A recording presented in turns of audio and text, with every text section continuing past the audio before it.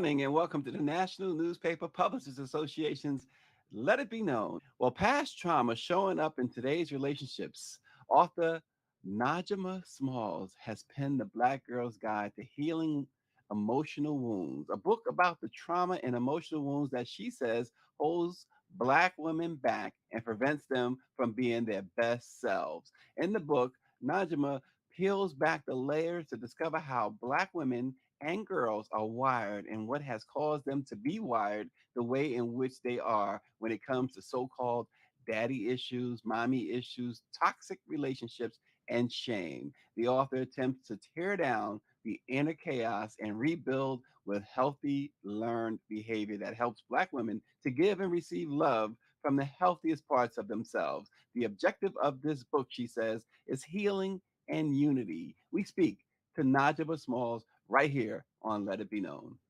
Najima Smalls, post trauma showing up in today, past trauma showing up in today's relationships. Um, it's really an interesting concept, right? Or thought, I should say, not a concept because it's real. Um, this past trauma. Talk a little bit about why you came from that space in your book and even in your discussions. I get your newsletters and I see this. Why? What made you come from that space? Because I saw the behavior all around me. I've been working in Washington, D.C., in the heart of D.C., working with individuals from less served populations my entire career. And when you get people that are coming from those types of populations, you see the trauma all day, Right. every day, and particularly in us, Black women, right? And so I saw the behaviors and I saw how it was impacting us, how it was impacting every single area of our life, from our relationships with our romantic partners, relationships with our families, from our relationships with our colleagues, even how it was impacting our careers. It really can destroy your future, right? Right. And so some of those behaviors, even though I don't come from DC, I wasn't born and raised in DC, I was born in South Carolina, but I saw some of that in myself, right? Mm. And so regardless of background, there are some things that we as Black women, Black women from that were born and raised here in America, that we have to really look at and examine. And so I started, studying trauma. I went back to school and so forth, and I took the courses and did all of the things. And then I started my own personal Yeah, healing because journey. you mentioned something that's interesting. We learn a lot of things from our parents, our Mhm. grandparents, but if we are parents, I don't know if you're a parent or not. Yep, I am. I'm a Mhm. parent, and Mhm. so we have now that responsibility of teaching our children not by word only, but Mhm. certainly by example. And you're right, that my mother and step dad, I guess, divorced during my high school years. As a teen, I had a front row seat to this traumatic experience. Same. So Yep. so with so the breakup, right? There's a right way. There's even a right way to have a breakup, right? Yep. Yep. Absolutely. Absolutely. And and that's the thing. Because I saw all of that, I thought that is how relationships are supposed to happen. I didn't know that that was the wrong way. I thought that that's when you are breaking up, that is how you act out. And so in my relationships, when I was unsatisfied, when I was unhappy, whatever the case was, that's how I acted. I yelled, I cursed, I screamed, I did all of the things. I didn't trust. I checked the phone records. I did Oh all of the gosh. things. So instead of just saying, you know what, this may not be working, or I need a break, or something, it had to be, you so and so, you this and that. Yes, yes, yes. And see, and I'm gonna tell you another part to that, right? My mom married my stepdad later in my young adult years, right? And so for many years it was just me and my mom by ourselves. And so because I didn't see my mom have a happy, healthy relationship with another Mm, man, right? I didn't understand how to love men. And so I didn't understand. It wasn't until I was in my adulthood, until I was married to my own husband, that I realized that men equate love with respect. mm, And and so that really helped me to understand my own husband and how to relate to him. And so in my home today, as you talked about, I do have children, so I'm very mindful of how I relate to my husband, and I want to make sure that I'm showing him respect. Of course, he makes sure he's showing me respect, because right. It's a two-way street. it's a two-way street. But at the same time, I need to show my daughter, my young daughter, that this is what healthy love looks like. This is what a woman who loves her husband, this is what that behavior looks like.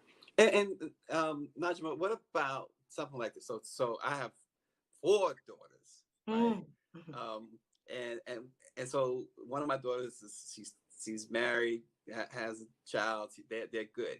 mhm. So I have a 23-year-old who I always say, like they tease me. Even my producer, you met Greer is fantastic. She teases me about like, okay, I don't want to sit in the back of the airplane. I want 5-star hotels. And I do that for my children, especially for my daughters. I have one son. I do it for my daughters because I don't want them. And they see me do it with their mom. I don't want them to accept less. Is that a That's right. problem? No, Could that be a problem? no. I don't see that as problematic at all. Because as women, we have to learn that it's okay to have high expectations and high standards. And I really believe women, we set the bar. We really set the bar. And especially in our relationships, if someone really loves you, he is going to rise to the occasion. Okay. Well, if you And can't afford it, well, then that might not be the one for you at this time. But then, and then it say also, it let me again. tell Tell you my something, daughter. my Tell my daughter. husband, Tell her. Say it again. Say it again. it might not be the one for you at this time.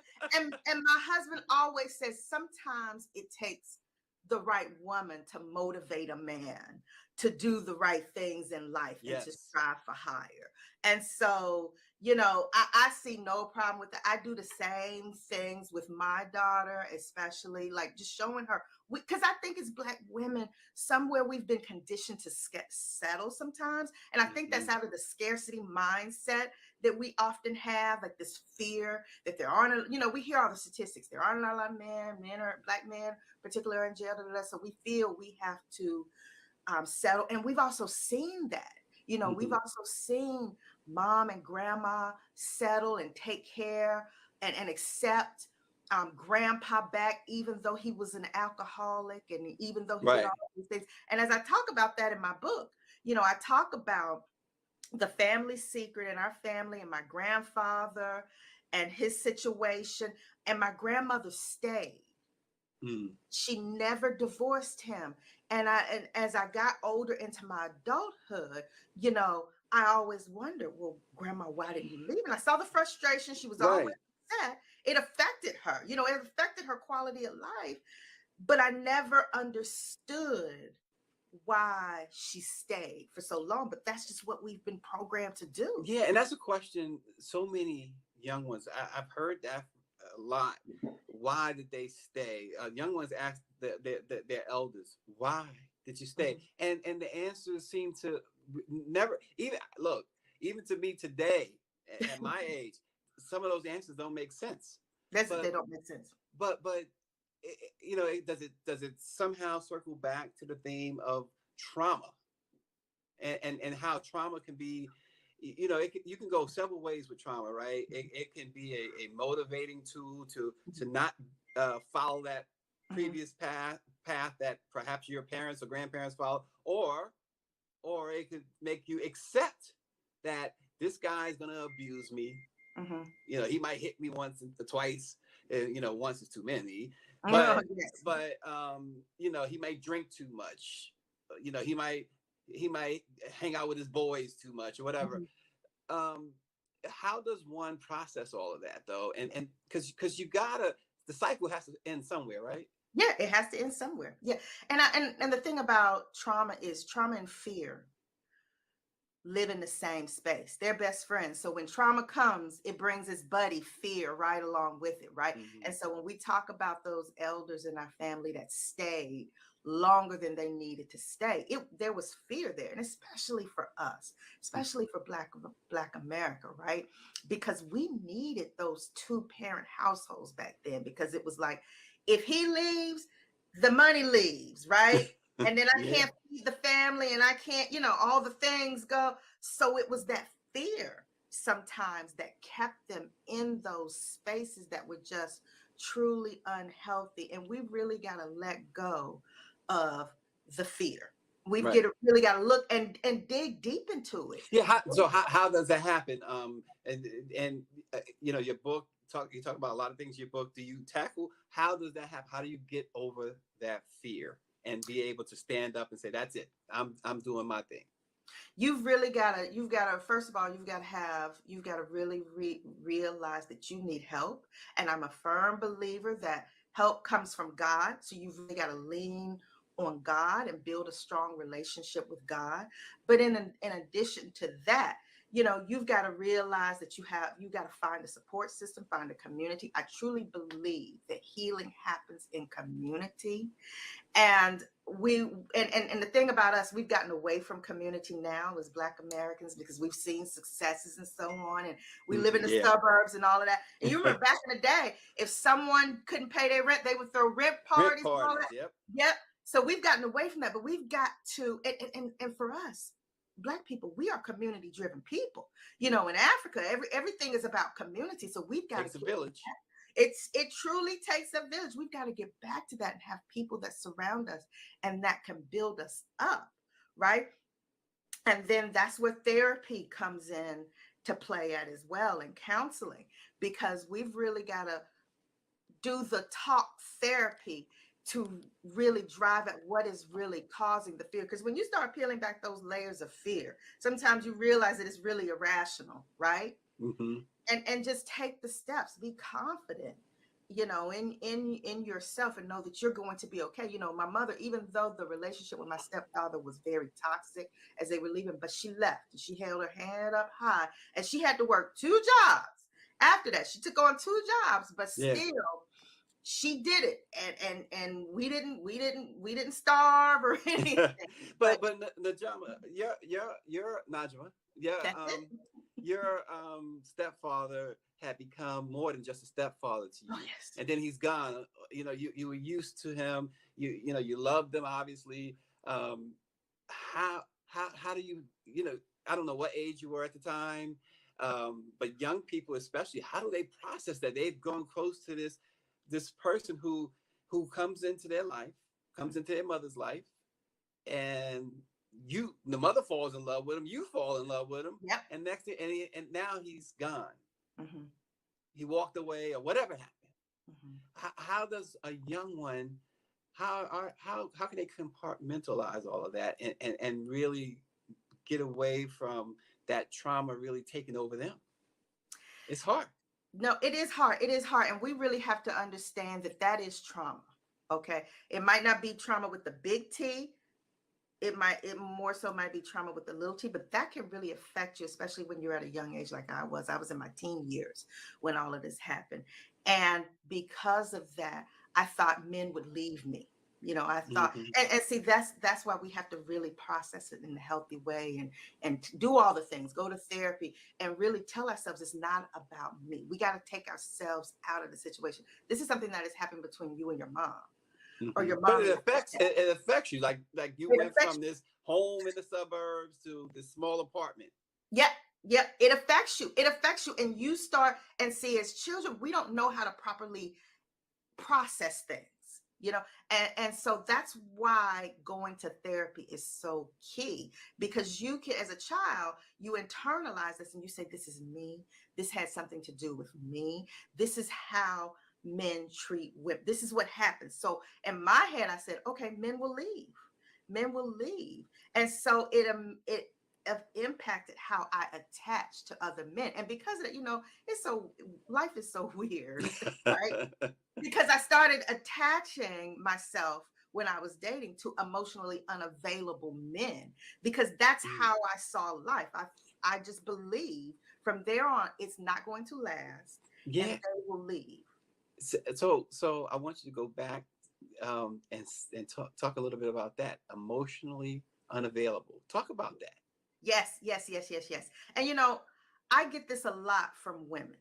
They will say, I had a father in my life, but still I attracted the wrong partners. I said, whoa, whoa, whoa, whoa, whoa. You may have had a father, but was he present? Was he an emotionally available father? Right? Because we can have fathers in our lives, but if they're not there for us, if they're not committed to our nurturing, especially as women, then we have an emotionally unavailable father. And that pattern, because that's, daddy is showing us what Mm-hmm. manhood is about, what relationships is about. We will start attracting those types of partners in our lives. And so I went through a period where I would always attract the emotionally unavailable men, the men that didn't want to commit. And how does that affect the woman in that situation?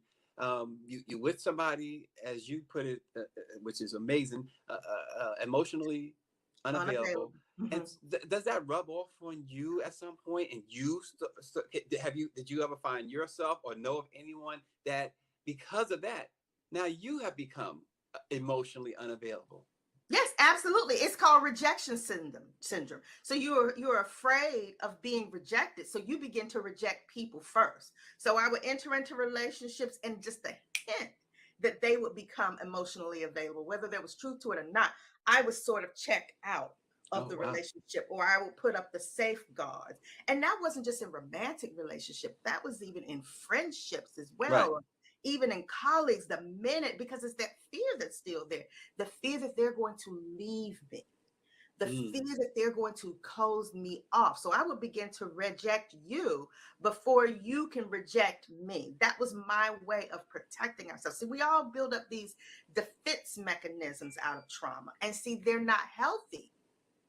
They're not healthy. And so that impacts our relationships. So this notion. Well, I won't even say that. Let's say it this way. So we hear a lot about, and Black women are the strongest people, period, Mhm. on earth. You know, I'm a strong. You could say Black woman. Mhm. Black woman, right? Uh, you With the can't S do on this our to me, chest. right? Right. But it sounds like the vulnerability is overlooked. There is that underlying vulnerability, regardless Mhm. of who you might be. Mhm, mhm. And see, the thing about it is, in our community, vulnerability hasn't been embraced, especially Black women. I mean, think about it, in our communities, we've had bullying and so forth. We've always had to be the strong Black women. We've always been in survival mode. And so we haven't been allowed to be vulnerable, right? And so we need to open ourselves up and to be vulnerable. I'll tell you, I was telling one of my girlfriends a funny story. I said, when I'm around my white friends, if something hurts them, they will cry in a minute. They have no problem. They will just, my white girlfriends, my sisters, they will cry in a minute and they will tell you, oh my God, this happened. Da, da, da. Whereas our sisters will be like, oh, I'm okay. Yes, this happened, but I'm fine. It's okay. No, it's not okay. And it's okay to cry. It's okay to let it out. But as Black women, we have to make it comfortable enough Yeah. for other Black women to cry and not judge, because we have to get it out. We What have about to be able to say, I'm not okay. yeah, yeah. What about just briefly, Black men?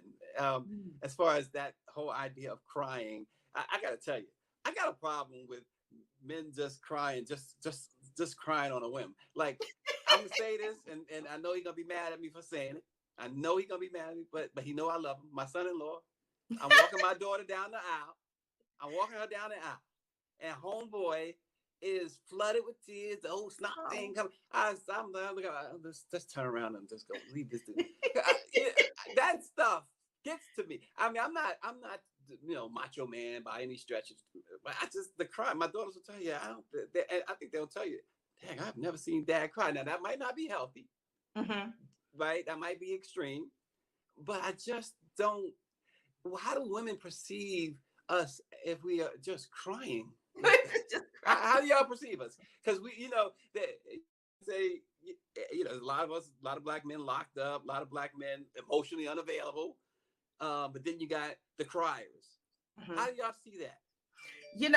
That's Would you rather funny. be with somebody emotionally unavailable or somebody who just cry all the time?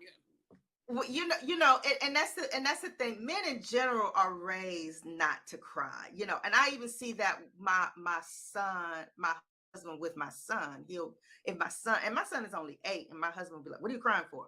And I'm like, "He's 8.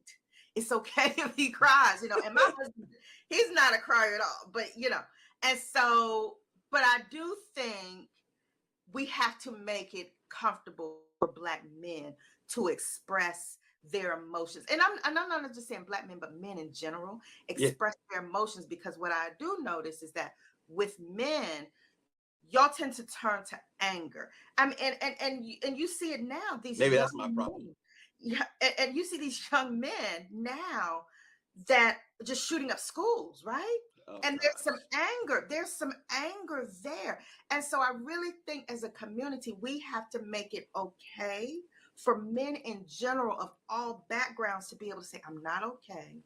Right. I am hurt. I'm sure. And I see it in my son. If something happens, he'll go to anger. Whereas my daughter just cry and, and so I think with men, and especially when you have, other men saying, don't cry, they don't know where to go with the pain they're feeling or the disappointment they're feeling. So they just go to anger because they feel like, well, that's the safest place I can go. And so I do feel like we have to make it okay for men to express their emotions. And I think that's even with women, right? And I'll be honest with you, because my uncles and so forth, they never cried. I around very macho uncles and so on. And so I remember when I was dating, I was like, men shouldn't cry. Men shouldn't cry. No. And my sister married, the same thing happened to your daughter. Her husband at the wedding, he just cried. And I was good. like, oh Lord, what's going Look, on? We're the wrong family for that. Yeah, But come on now. But some men, there are a segment of our population of men that do express their emotions in that way, and we've just got to make it safe for them, because we're all dealing with emotions. Even though we say, men have emotions, but y'all deal with them differently. Y'all are able to compartmentalize your emotions. You guys are able to say, this happened at work. This is a work situation. It's not going to bleed over to my home life. Oh Lord, things be happening at work now. Yeah. Whereas women, if something happens at work, we come home and we got to tell you about it. And we're angry about it, and it just affects. We're mad the whole day, all night about it. We don't know how to separate it. Yeah. Just compartmentalize. And I tell my husband all the time, teach me how to compartmentalize like you do. But you mentioned too about your own toxic behavior, right? Mm-hmm. And I think to come out and make that, put that on, in such a major way publicly, in such a major way in the book, it's really interesting because you own up to something, and that's the thing. When you're thinking about trauma and overcoming trauma, things, you have to own up to some things, right? Mm-hmm. Yeah, you have to own it, and that's the first step. Is you have to build that awareness, because you can't heal what you're not aware of. And that's most of the resources that I have on my site. First, helping us to become aware of the issues that we're facing, the trauma that we have in our lives. And I had to accept that the ways that I was showing up, being quick to curse people out, being quick to, pop off, and all the toxic behaviors and the thing about it is, in our community, we celebrate this stuff. Right. Look at the reality TV show. She threw shade and she told her off and all that. We celebrate that behavior. And I didn't want my daughter being like that. I didn't want her to see, well, mommy, when she's upset, when things don't go away, she behaves like a petulant child. Mm-hmm. And so I had to, and even my own husband was like, you so easy to go off on somebody. And I was like, that's just the way I am, and that's not acceptable. And Right. so we have to be better, because I wanted to be at peace with here first and foremost. I wanted peace inside of me, and that when you're always, hypersensitive and just ready and ready to just give people a piece of your mind and rip into people, there's no peace in here, and we have to realize there is no peace Mm. when you have Eh, that. And so I had to accept that yeah. first. Well, we're talking to Najama, Najma. Najima Smalls, about past trauma affecting today's relationship right here at the Black Press of America's Let It Be Known.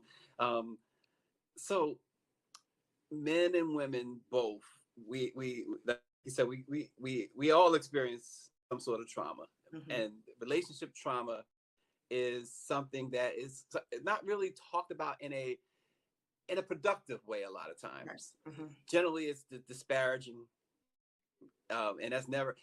And so some relationships, many, when they break up, they have children involved. Can you talk about, even your situation was a stepfather situation, Mhm. but when the parents, when they split, there's this talk of, uh, negative talk about each other in front of or to the children. How damaging, how traumatic is that in the immediate term and then in the long term? Well, first off, you're making it uncomfortable for the child, because you have to understand that child still has a relationship with that parent, that you're talking negatively about. So you got to think, even though you're venting and getting it off of your chest or whatever you think you're doing, that's still making it uncomfortable and uneasy for that child. So why would we put a child in that situation? Secondly, you're also impacting the relationship that child has with that parent. So if you're like, oh, your daddy, he's no good, he's a liar, they begin to see that person out of your lens. And we shouldn't do that. We should want the best for that child. We should want the best for that parent, because if the best happens for that parent, that means that's going to impact that child. Okay, so we should really be, and this requires us a shift. We should really be building up that parent, right? Build up that parent in front of that child, whether you mean it or not. Build it up. Your dad, your dad and I are not together, but your dad is a great man. He's a good man. There's greatness inside of him. And see how that there's a difference, right? If you say that to that child, that he's no good, he's not going to be anything, because when you're building up that parent, you're in essence building up that child, because that Mhm. child says, well, daddy, I have a great daddy. There's greatness inside of me too. Yeah, yeah. So Wow. but that takes a lot of maturity. That takes a lot of self-control that we don't talk about in our community. We don't build each other up to be in control of self, but we have to have control of self so that we can self-regulate and be able to say, you know what? This isn't about me. This is about my Yeah. child and what's best for them. Well, again, the book is The Black Girl's Guide to Healing Emotional Wounds. The Black Girl's Guide to Healing Emotional Wounds. Um, you talk about therapy and how Mhm. you finally began to go through therapy, but that's still, unfortunately, it's such a stigma, and particularly in the Black community. What was it that made you say, you know what, I'm going to do this therapy? I don't care what anyone says. And what advice would you give, anyone? And what advice can they get from the book, The Black Girl's Guide to Healing Emotional Wounds, about therapy? What made me go to therapy was honestly, my marriage. My husband told me, he was like, the way I can't do this. I can't do this, but for so longer, right? So much long. And I saw it in his eyes. And so I said, you know what? I've got to heal so that everything can be okay. And so that's what caused me to go to therapy. And thank God, 17 years later, we're still in it. We're still together. So I'm grateful for that. And I think, unfortunately, there is still, a stigma in our community in regards to therapy. I do surveys and research. And when I talk to our sisters and brothers in the Black community, many of us are still afraid to go to therapy. And so we've really got to understand, and there's so many different reasons for it. I don't have time, health care, insurance, Right. it's expensive, all of these types of things. Here's the thing, y'all. We make time for what's important, Yeah. okay? And we've just got to make time for it, however it fits our schedule, whether it's once a week, once every 2 weeks, once a month. We've got to make time for it because it is important. And I would tell you, therapy is life changing. And it's not just laying on a couch, right? It's not just laying on a couch and just spewing out, and especially if you get a great therapist, they will give you homework assignments that you can do. And please go to my website, The Black Girl's Guide to Healing Emotional Wounds, because I talk about, there's a piece about going to therapy. There's an entire page dedicated to it. And it talks about how you can prepare yourself for therapy, because you got to have some goals. You can't just go in there and say, hey, I'm here. Have some goals. What do you want to work on? Whether it's your self-esteem, your self-worth, dealing with past rejection, dealing with, your parents' divorce and childhood, inner child wounds or whatever. You've got to have a goal that you want when you're going to therapy that will guide the conversations. And just look at it as having conversations with a professional.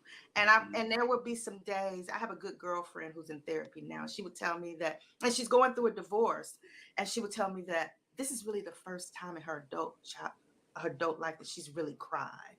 And she said she goes to therapy now, and it just comes out. Wow. And you also, in addition to therapy, talk about the importance of surrounding yourself with the right people. You talked about finding mentors that role modeled positive behavior. Talk about that. That is so key, because like I said, in my family, there's no one in my family at that time that had positive relationships, right? In terms of marriage and so on. And even those that were married, it was just a lot of drama involved. And for me, it was the church I went to when I moved here to the DC area. The church I went to, it was filled with a lot of positive couples.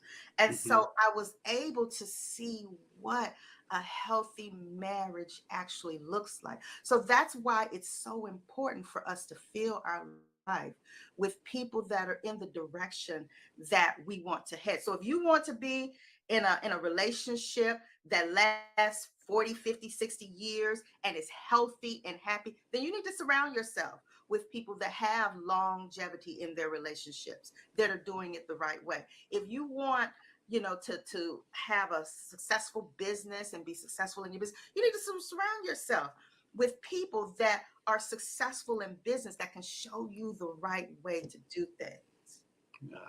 Well, Najam, say that. Najima.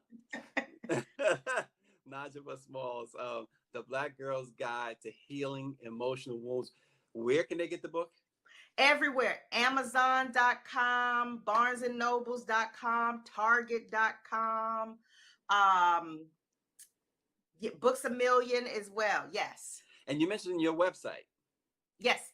Please go to my website, The Black Girl's Guide to Healing Emotional Wounds. Men, you can go there as well. I have a section on there called For the Brothers.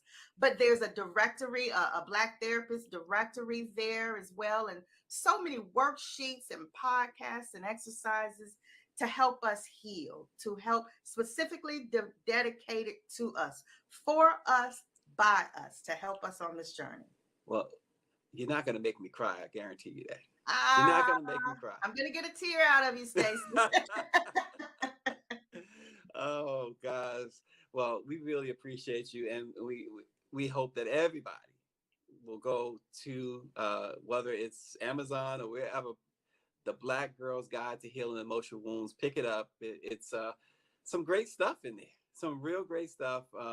And we really appreciate you joining the Black Press. Let it be known.